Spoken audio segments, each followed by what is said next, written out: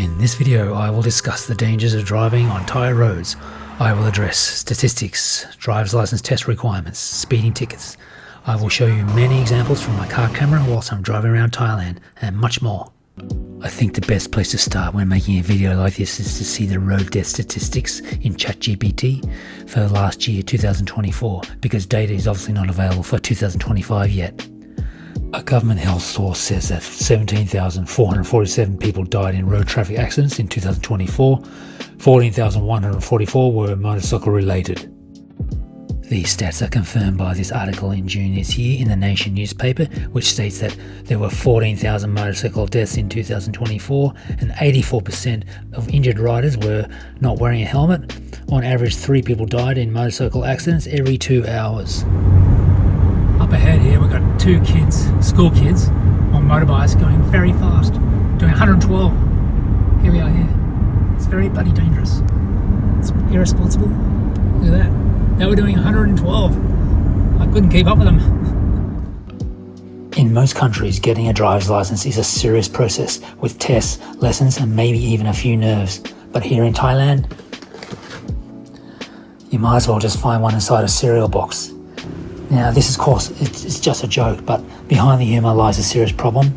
Thailand's roads are among the most dangerous in the world, not because people can't drive, but because many were never properly taught how to.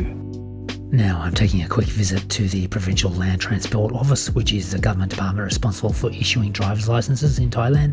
The requirements differ depending on where you live, but to renew a license, for example, you will have to watch this 20-minute video, which I notice now has new English subtitles.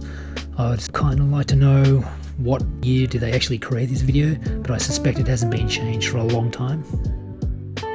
Applicants will also have to do an eye test and a reaction test. You have to sit in that chair on the left-hand side and hit the brake pedal at the correct time.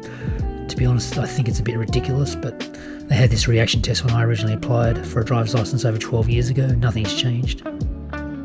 In my opinion, the most incompetent issue with this office is that they allow all drivers to renew their licenses irrespective of whether or not they have paid their speeding tickets or not.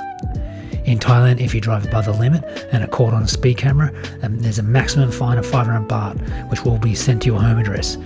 However, most people don't pay them because the Supreme Court ruled that tickets issued by the Royal Thai Police for speeding are unlawful.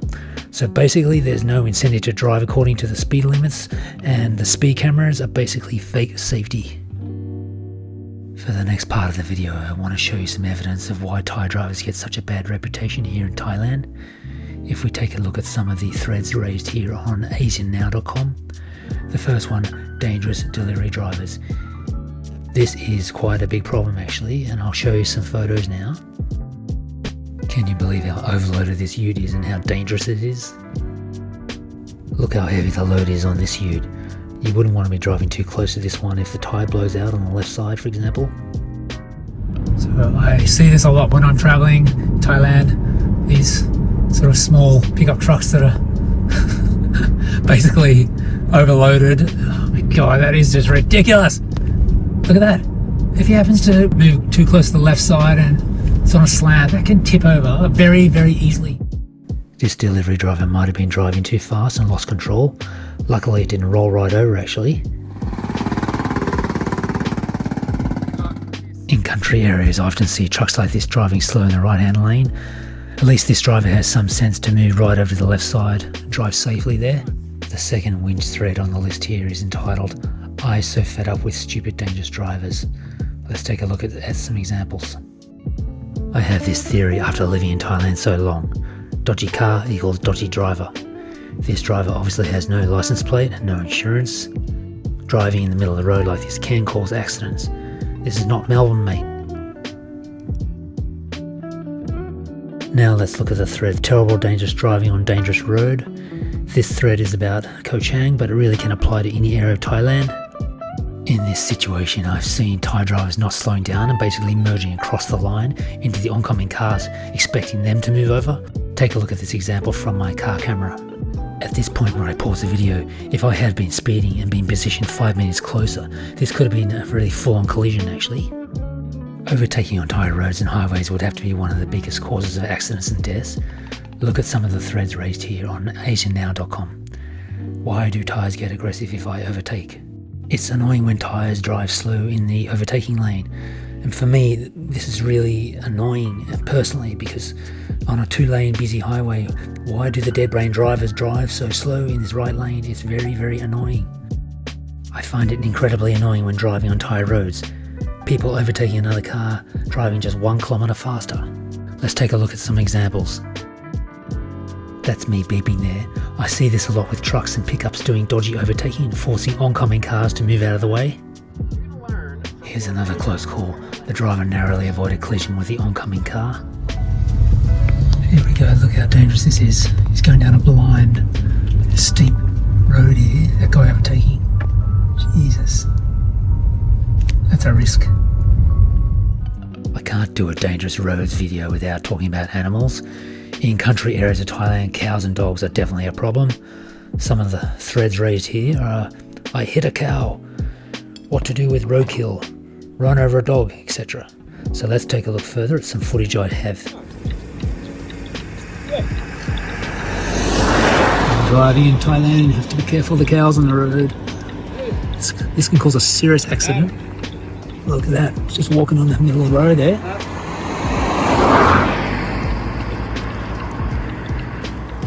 Very dangerous. The government puts up signs like this, but it doesn't slow down the traffic, I think. This beast is attached to a rope, which is sensible in case its pea-brain decides to walk in the middle of the road to foul itself. It's always a bit of a risk driving fast on these roads when you get a herd of buffalo crossing. Nice, I nearly ran into this. It slowed right down, thank God. Dogs are always a problem and no doubt cause some accidents when people swerve off the road to avoid killing them. Zebra crossings in Thailand is everybody's favourite topic. Dangers of driving and being a pedestrian. I wonder why in Thailand traffic does not stop for zebra crossings. Why do they never stop at zebra crossings? After living here for 12 years, I still don't know why Thai drivers are so ignorant about zebra crossings, so I decided to ask ChatGPT. The answer AI gives me is that yes, there is expert commentary. The main underlying factors are low enforcement and weak penalties, infrastructure and road design issues, high vehicle speeds and mixed traffic, cultural norms and driver mindset, and pedestrian behaviour and awareness. And I think that's a pretty accurate summary, to be honest. Now let's take a look at some examples. I feel sorry for these kids who risk their lives trying to cross a road in Thailand where Thai drivers do not respect the rules of zebra crossings.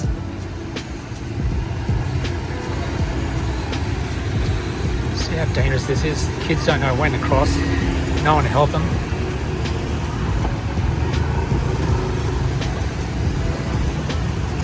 Young 7-year-olds trying to cross a road.